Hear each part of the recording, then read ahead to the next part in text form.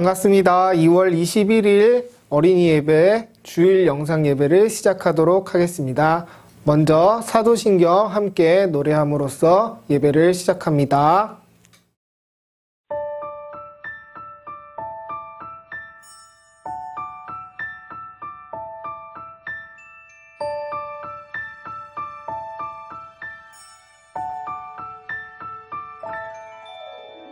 나는 전능하신 아버지 하나님 천지의 창조주를 믿습니다.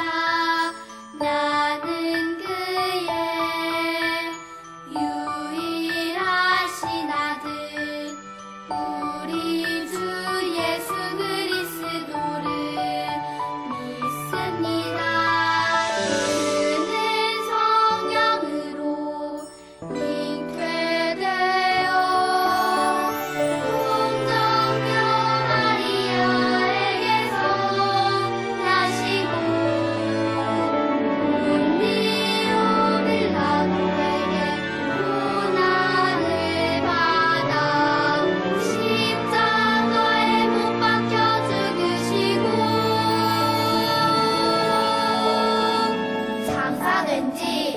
사흘 만에 죽은 자 가운데서 다시 살아 나셨으며 하늘에 오르시어 전능하신 아버지 하나님 우편에 앉아 계시다가 거기로부터 살아있는 자와 죽은 자를 심판하러 오십니다.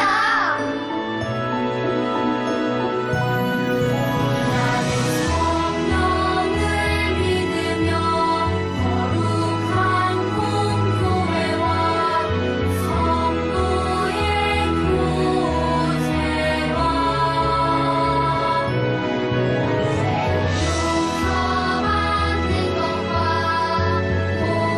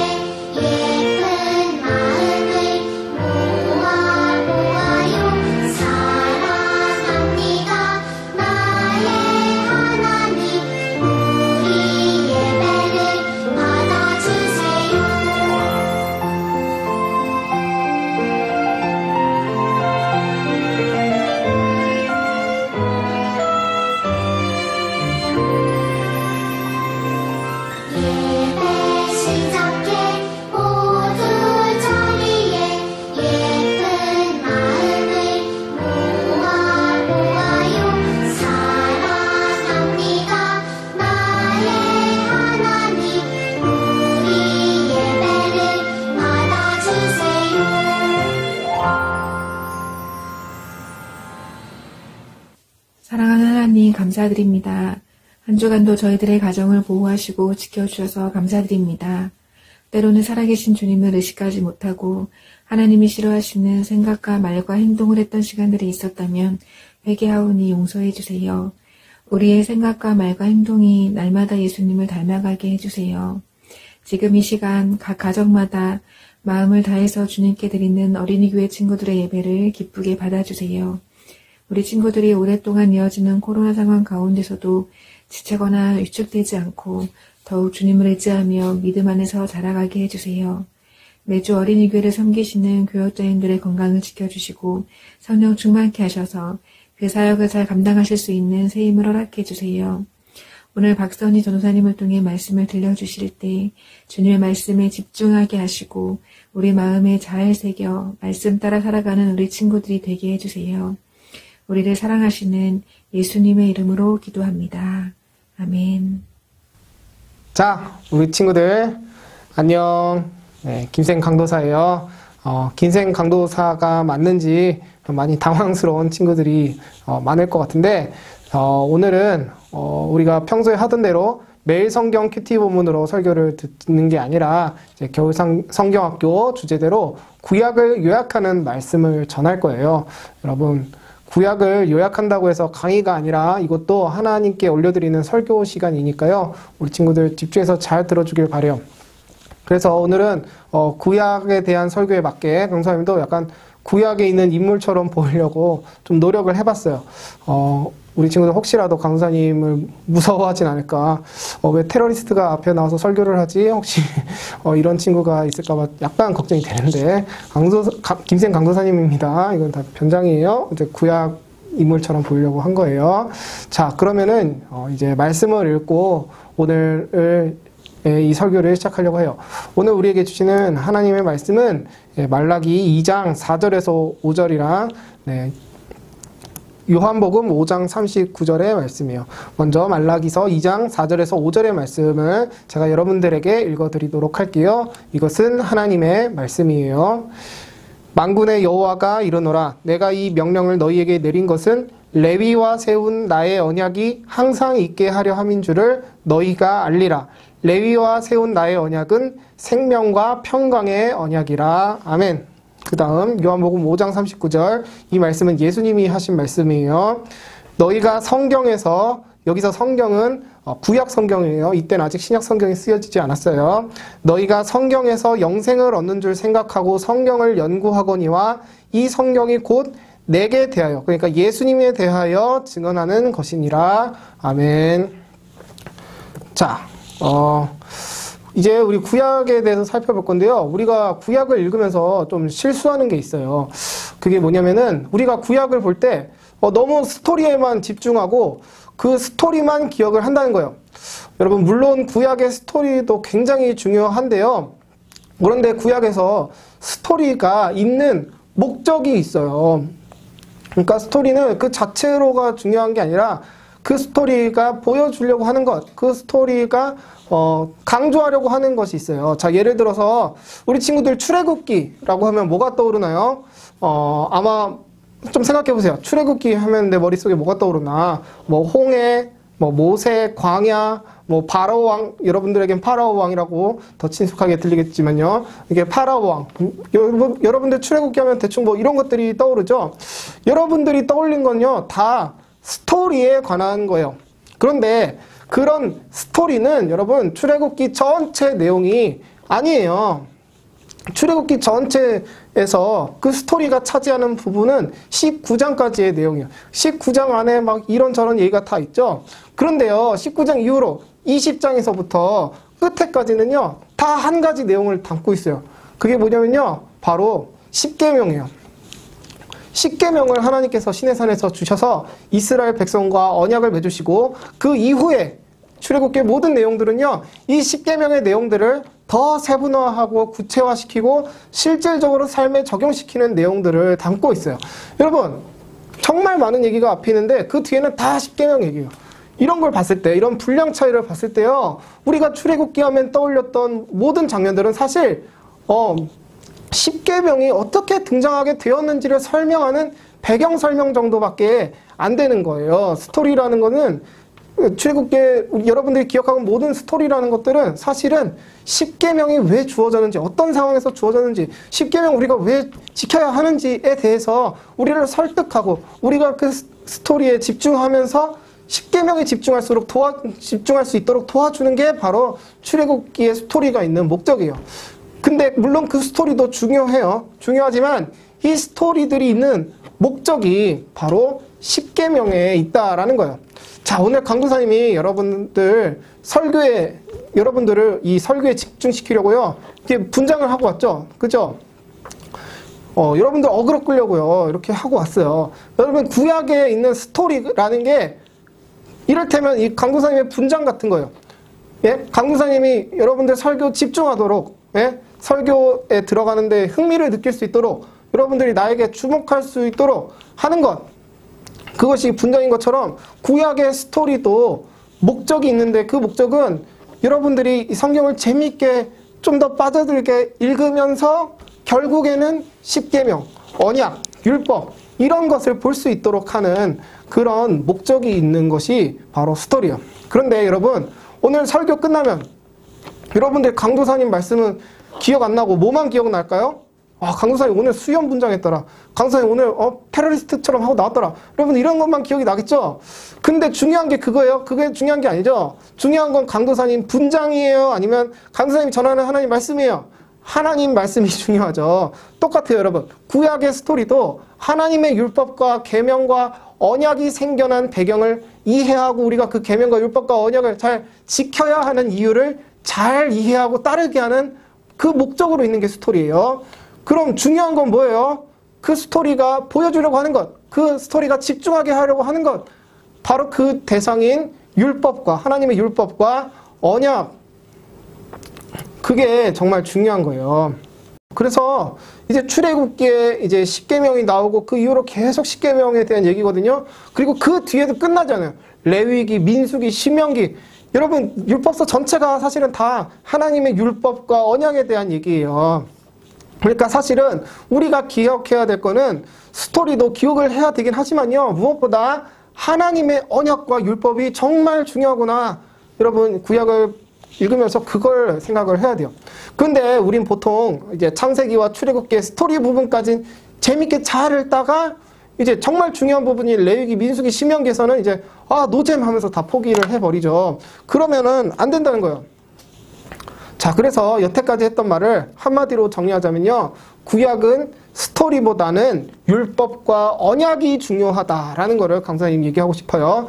이 중요한 원리를 머릿속에 가지고 있으면요. 구약 전체의 구조가 한눈에 보이게 돼요. 구약 전체를 볼 때요. 창세기, 출애굽기, 레위기, 민수기, 신명기 이 5권이 하나님의 율법과 언약이 어떻게 생겨났는지 그 내용은 무엇인지를 알려주는 책이 바로 이 5권이에요. 그래서 이 5권을 한데 뭉쳐서 율법서라고 불러요. 그리고 이 율법서는 모두 모세가 기록해서 적었다라고 해서 다른 말로는 모세오경이라고도 불러요. 그리고 이 모세오경 다음에 있는 여러 가지 책들이 있죠. 여호수아, 사사기, 룻기, 사무엘상하, 열왕기상하, 역대상하, 에스라, 느헤미야, 에스더 이렇게 12권이 있는데요. 이 12권을 역사서라고 해요. 이스라엘의 역사를 담고 있는 책이기 때문이에요.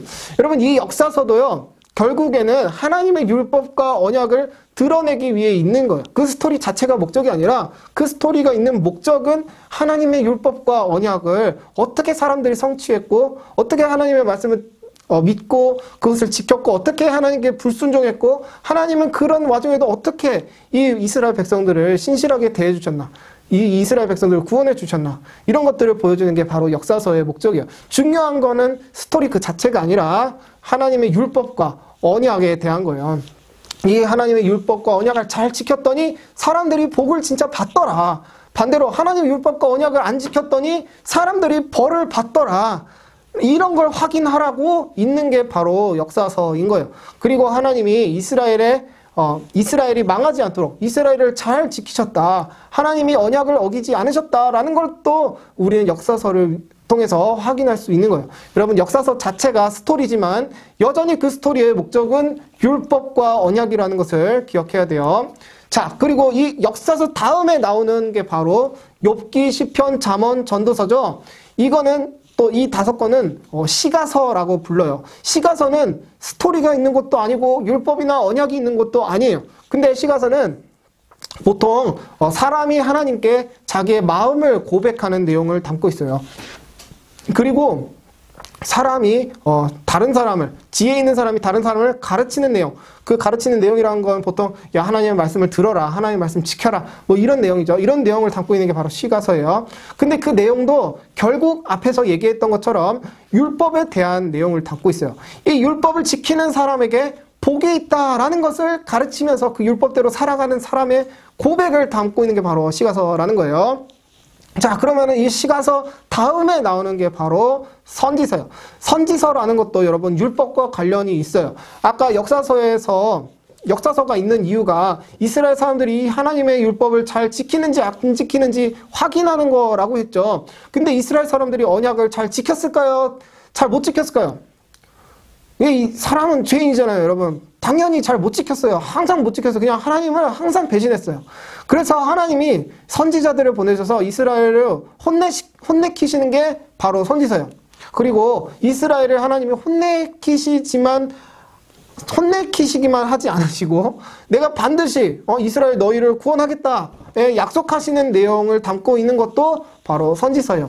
여러분, 이 선지서는 두 부류로 나뉘는데요. 하나는 대선지서이고 하나는 소선지서예요.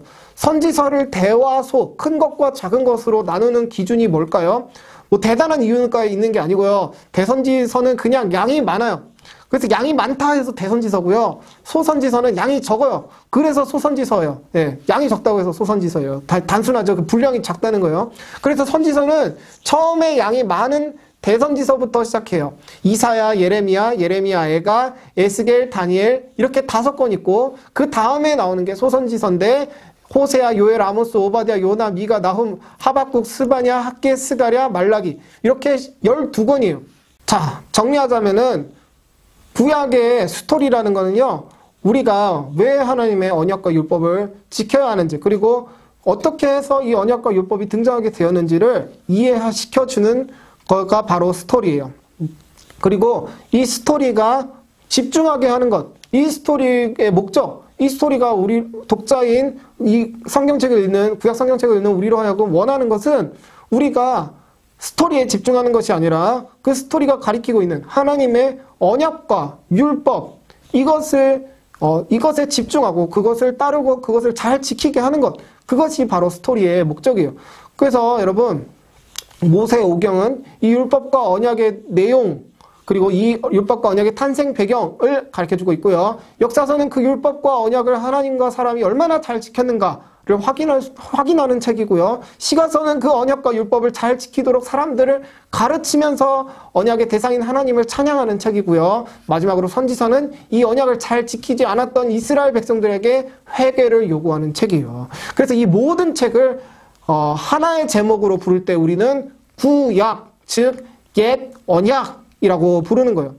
제목에서부터 언약이 중요하다는 것을 말하고 있죠. 이 구약 성경 전체가 언약에 관한 책이라는 것은 말라기 2장 4절에서 5절을 보면 알 수 있어요. 오늘 우리가 읽은 본문이죠. 예, 말라기는요, 구약의 성경 제일 마지막에 있는 성경책이에요. 시대상으로도 예수님 시대랑 가장 가까운 시대에 쓰여진 구약 성경책이 바로 말라기예요. 그러니까 이런 말라기에서, 제일 끝에 있는, 구약 성경의 제일 끝에 있는 말라기에서 이렇게 말하고 있는 거예요. 내가 이 명령을 너에게 내린 것은 레위와 세운 나의 언약이 항상 있게 하려 함인 줄을 너희가 알리라 라고 했을 때, 여러분, 레위와 세운 언약, 이 레위와 세운 언약, 이 레위기를 말하는 거예요. 이 레위기 성경 어디에 있어요? 창세기가 아니라 그 제일 앞에 나오는 언약이죠. 율법서, 구약 성경의 제일 앞쪽에 있는 한 덩어리, 율법서에 나오는 그 율법의 정수가 바로 레위라는 거잖아요. 레위기라는 거잖아요. 근데 성경의 제일 끝에 있는 책이 바로 이 레위기, 앞쪽에 있는 레위기를 언급했다는 거는요. 율법서부터 말라기까지의 모든 책은 모두 율법을 더 풍성하게 설명하기 위함이라는 것을 말해주고 있는 거예요. 그래서 마태복음 5장 17절을 보면은 예수님이 여기서 이제 반전이 나오는데 예수님이 말씀하시기를 율법은 내가 완전하게 한다라고 예수님이 말씀하세요. 내가 율법의 완성이다. 예수님이 이렇게 선포하세요. 그러니까 구약 성경 전체가 율법인데 예수님은 자기가 율법의 완성이래요. 예. 그러니까 예수님이 율법의 완성이라는 것은 뭐예요? 구약 성경이라는 것은 사실 그 모든 것이 예수님에 대해서 말하고 있는 것이었다라는 것을 예수님이 이 땅에 오셔서 말씀해 주시는 거예요. 충격적으로 예수님이 이렇게 말씀해 주셨어요. 요한복음 5장 39절에 보니까요. 우리 함께 같이 읽어볼까요? 시작. 너희가 성경에서 영생을 얻는 줄 생각하고 성경을 연구하거니와 이 성경이 곧 내게 대하여 증언하는 것이니라. 아멘. 여러분 아까도 말했듯이 이 성경은 구약 성경이에요. 아직 신약 성경이 만들어지기 전이니까요. 자, 이처럼 우리가 구약에서 인물이나 스토리만 기억하고 율법과 언약은 노잼이다 하면서 그냥 스킵해버리면요. 어떻게 될까요? 바로 구약 속에 있는 예수님을 놓치게 되는 거예요, 우리가.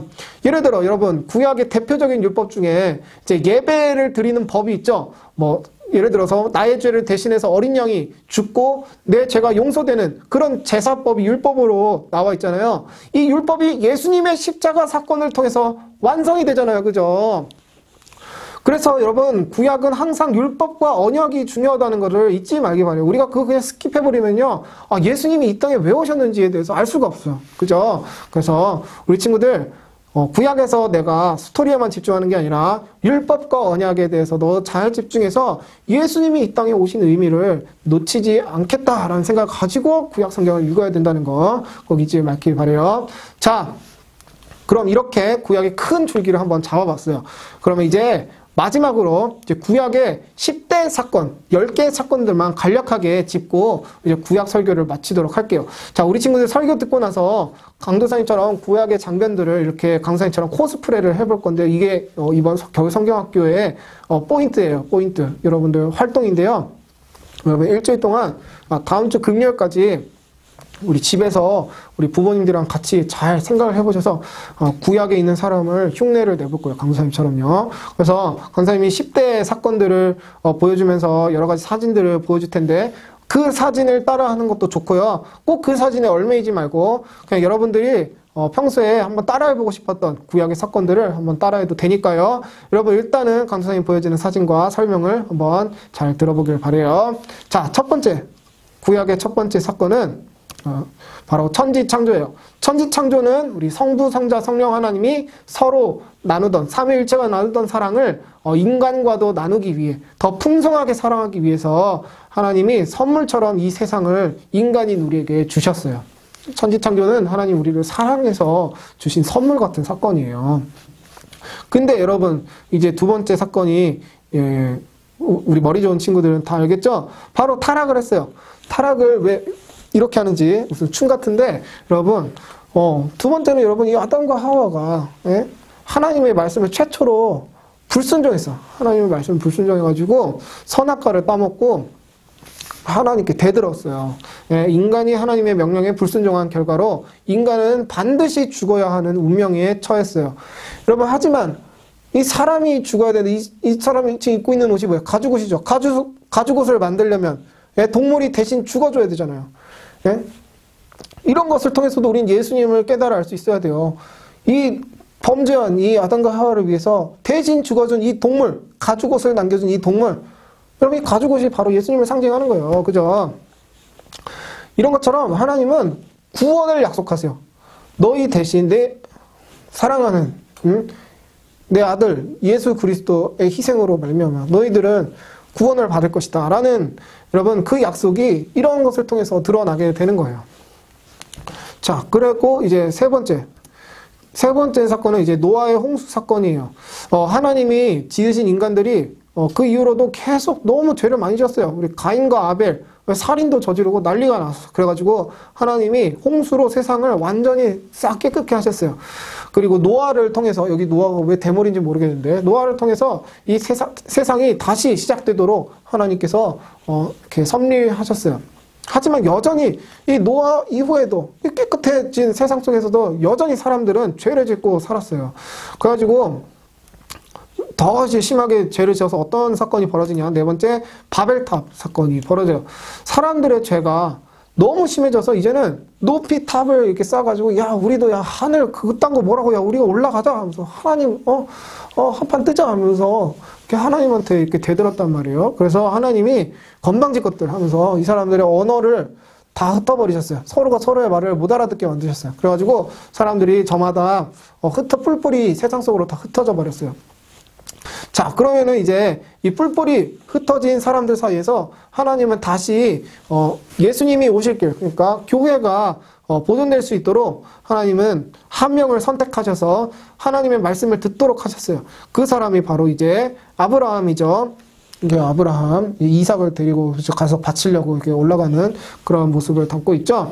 자, 하나님께서 은혜로 아브라함을 선택해 주셨어요. 이 아브라함을 통해 이삭과 야곱이라는 족장들이 하나님을 믿는 믿음을 이어나갔어요. 그래서 이 야곱은 이제 천사와 싸우고 있는 모습을 담고 있죠. 자, 그 다음에 이제 여섯 번째 사건은요, 이제 출애굽 사건이에요. 전 세계적으로 그때 큰 가뭄이 들어가지고요, 이 족장의 아들이었던 요셉의 시대에 이스라엘 백성들이 애굽으로 피신을 했어요. 애굽에는 그때 먹을 게 많았거든요. 그리고 시간이 지나고 나자 이스라엘 백성들을 이집트 사람들이 이렇게 노예처럼 부려먹었어요. 그래서 거기서 이스라엘 백성들이 하나님을 예배할 수가 없었던 거예요. 이렇게 노예 상황에서는요. 그래서 하나님이 모세를 통해서 이스라엘 백성들을 애굽에서 나올 수 있도록 해주셨어요. 그 과정에서 이제 유명한 10개의 재앙과 뭐 이렇게 홍해를 가른 사건들이 나오죠. 그렇게 나와서 그러면 뭐 해야 돼요? 아까 왜 나왔다고 그랬어요? 하나님을 예배하러 나왔다고 했죠. 그러니까 이제 하나님을 예배를 해야 돼요. 그래서 하나님이 어떻게 자신을 예배해야 되는지 모세에게 규칙을 정해주시고 알려주셨는데 그게 바로 이 십계명, 십계명 돌파한 십계명이에요. 이스라엘 백성들은 이 십계명대로 살면서 여호수아의 지도 아래 이제 약속의 땅인 가나안 땅으로 들어가게 됐어요. 그리고 그 가나안 땅에 들어가고 나서 그 이후가 바로 사사시대인데요. 이스라엘 백성들이 하나님을 자유롭게 예배하기 위해서 가나안 땅에 들어갔었던 거잖아요. 근데 이상한 일이 벌어졌던 거예요. 이스라엘 백성들이 자유롭게 하나님을 예배하는 게 아니라 자유롭게 우상을 숭배하게 되었어요. 하나님이 그럴 때마다 너네들 어떻게 나를 그렇게 배신할 수 있냐 하면서 외국 나라들로 하여금 이스라엘을 침공하게 만드셨어요. 그래서 이스라엘 사람들은요 굉장히 괴로워했어요.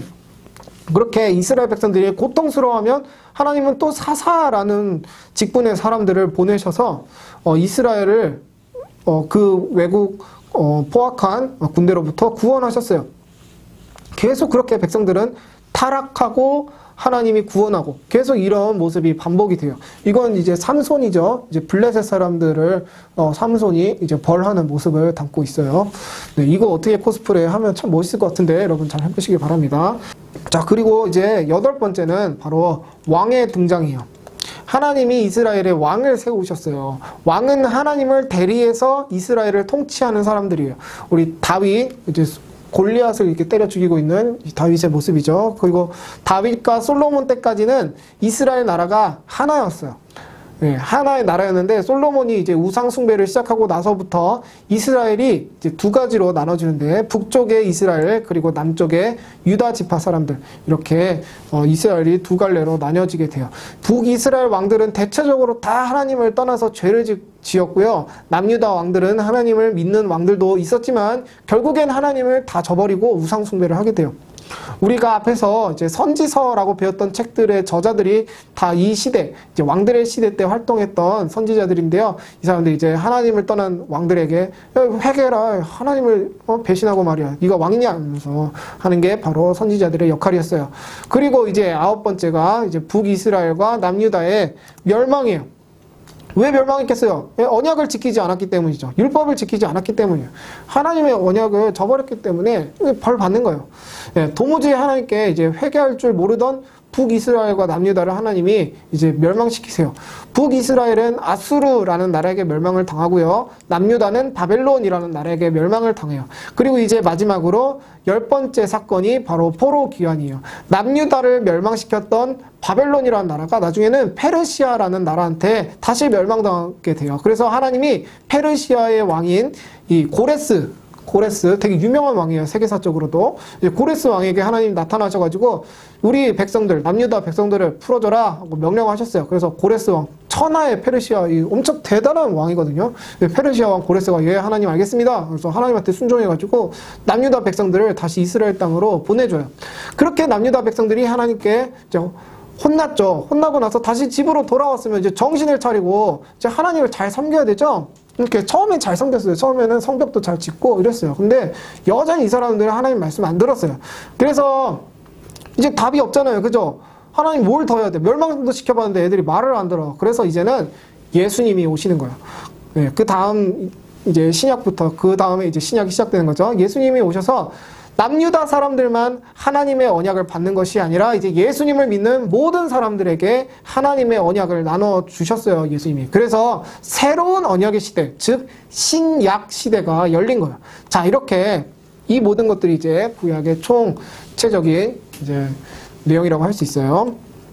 자, 이렇게 오늘은 구약이 어떻게 진행되고 우리가 구약에서 어떤 것을 눈여겨봐야 되는지를 한번 살펴봤어요. 강사님이 최대한 간추려본다고 하긴 했는데 우리 여러분에게 좀 양이 너무 많고 힘들었을 것 같아요. 그래도 여러분 대충 구약이 어떤 흐름으로 진행이 되는지는 이제 알겠죠? 우리가 이 구약을 알게 됨으로써 우리의 삶은 그럼 어떻게 만들어 가야 할까요? 여러분 율법이라는 거는요. 쉽게 말해서 율법이 뭐냐라고 하면요. 율법이라는 거는 쉽게 말해서 내가 살 수 있는 법이에요. 내가 사는 법이에요. 사는 법. 율법을 내용을 보면요. 하나님께 제사를 드리고 하나님을 사랑하고 이웃을 사랑하라고 되어 있어요. 그게 사람이 사는 법인 거예요.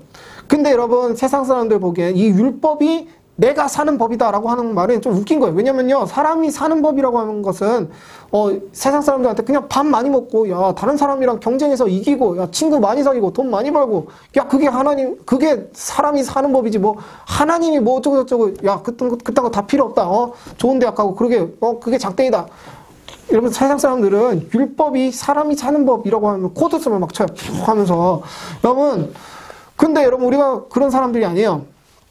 여러분 율법은 예수님을 통해 완성이 됐어요. 우리의 새로운 율법, 즉 우리가 새롭게 사는 법은 이제 예수님은 오직 한 분이에요.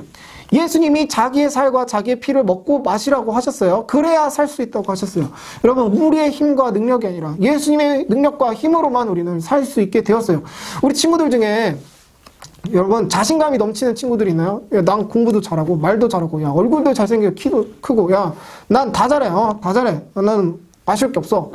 여러분 이렇게 자신감이 넘치는 친구가 있나요? 와, 그런 친구들 정말 예수님이 필요한 친구들이에요. 반대로 나는 공부도 못하고 나는 말도 못하고 얼굴도 안 좋고 키도 작고 야, 난 다 못해. 난 쓸모없어 라고 하는 친구들이 있나요? 그런 친구들도 예수님이 필요해요. 모든 사람들은 다 예수님을 바라봐야 돼요. 예수님을 바라봐야 된다는 건요. 여러분이 아무리 여러분 학원이 많고 할 게 많고 여러분이 아무리 지치고 힘들어도요. 하루 동안 한 번은 예수님의 이름으로 기도하고 성경을 봐야 된다는 거예요.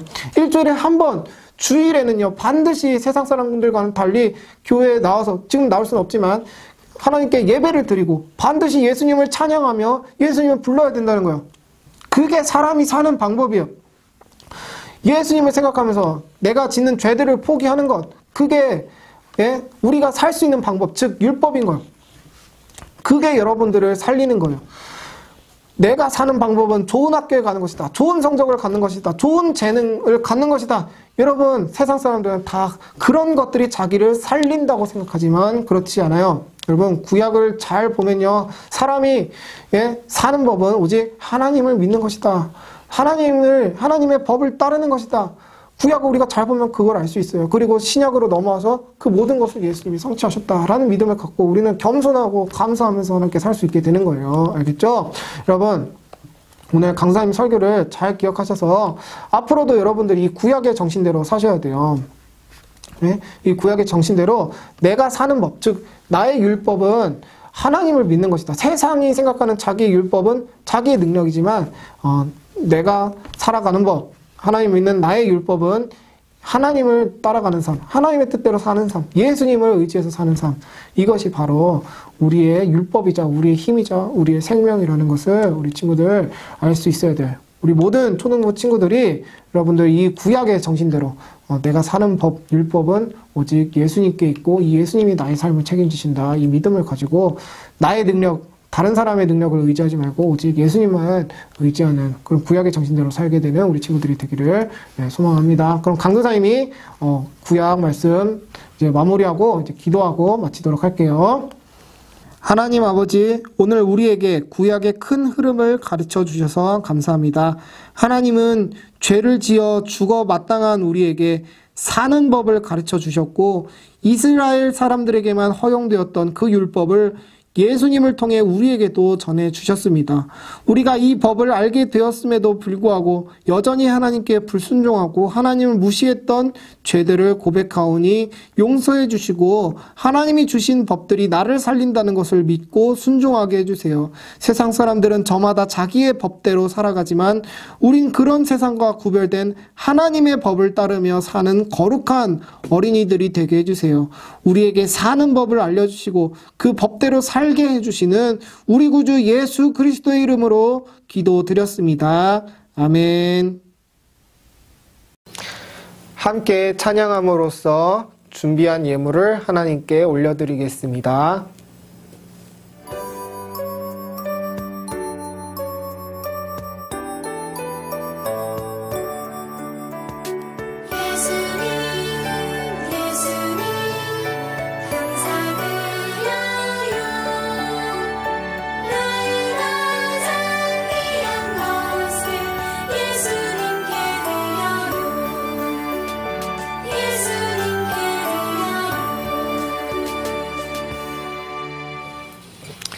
예수님이 가르쳐 주신 기도로 예배를 마치도록 하겠습니다.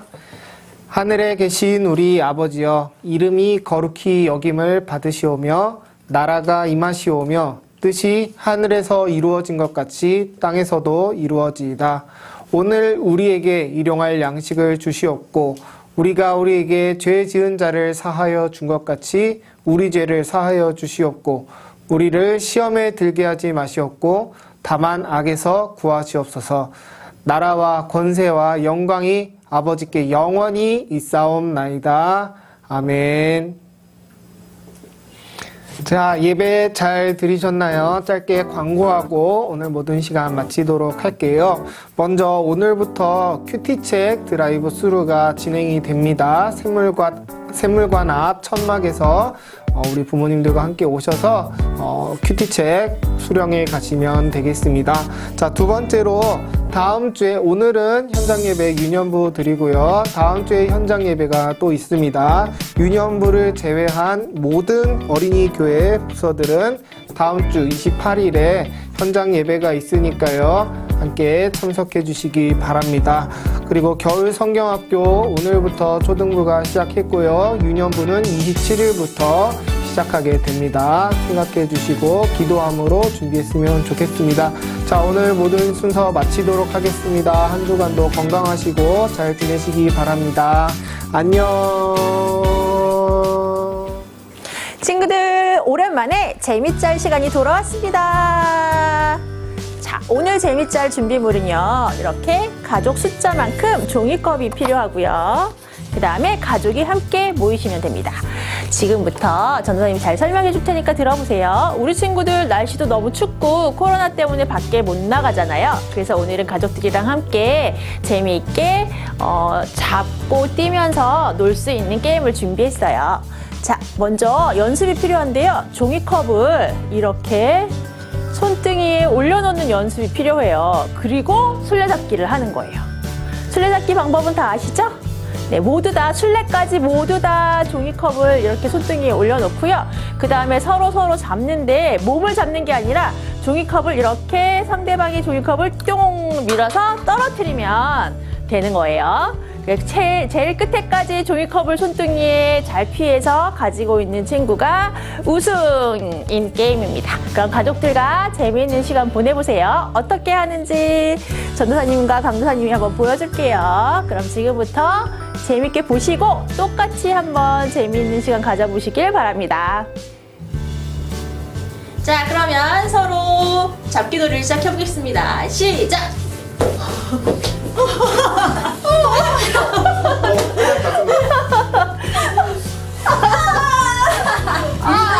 아니, 이미 떨어졌어. 떨어졌어요? 그럼 박선 선생님 세워. 네, 지금 두 사람이 선 선생님 안마해주기. 아유, 감사합니다.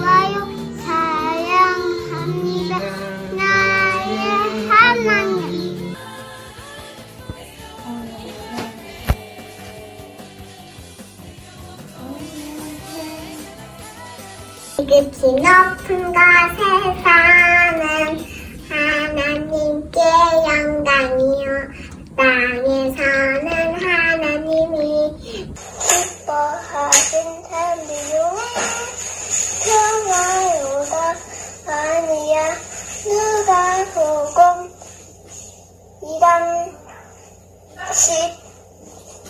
14절 지극히 높은 곳에서는 하나님께 영광이요 땅에서는 하나님이 기뻐하실 사람들 중에 평화로다 하니라 누가복음 2장 14절 아멘.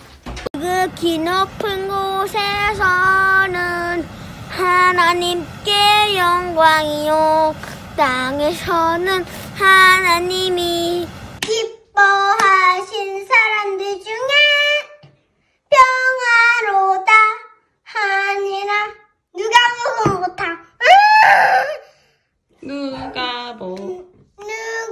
누가복음 2장 14절 아멘. 시작. 지극히 높은 곳에서는 지극히 높은 곳에서는 하나님께 영광이요 땅에서는 하나님이 기뻐하신 사람들 중에 평화로다 하니라 누가복음 2장 14절 아멘. 지극히 높은 곳에서는 하나님께 영광이요 땅에서는 하나님이 기뻐하신 사람들 중에 평화로다 하니라 누가복음 2장 14절 아멘. 즐겁게 높은 곳에서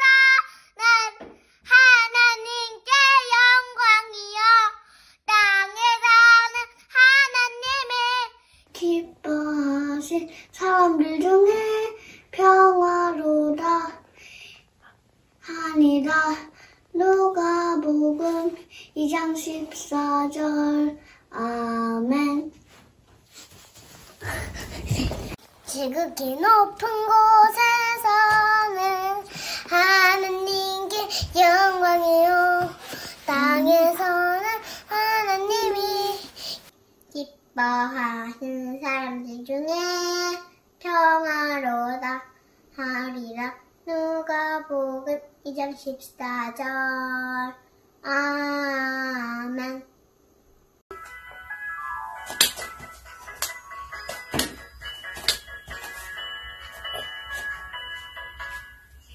높은 곳에서는 아버지께 영광이요, 땅에서는 하나님이 기뻐하신 사람들 중에 평화로다 하니라. 누가복음 2장 14절. 아멘.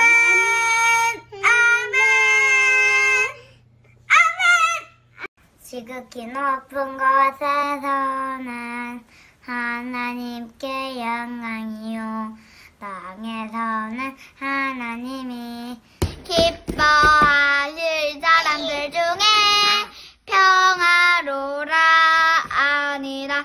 누가복음 2장 14절. 아멘.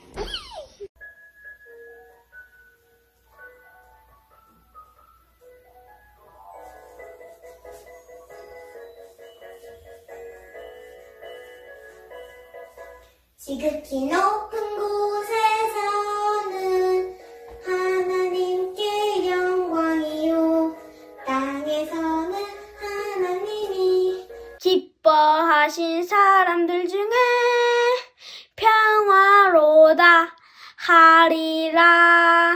누가복음 2장 14절 말씀. 아멘. 지극히 높은 곳에 사는 하나님께 영광이요, 땅에 사는 하나님이 기뻐하신 사람들 중에 평화로다 하니라. 누가복음 2장 14절.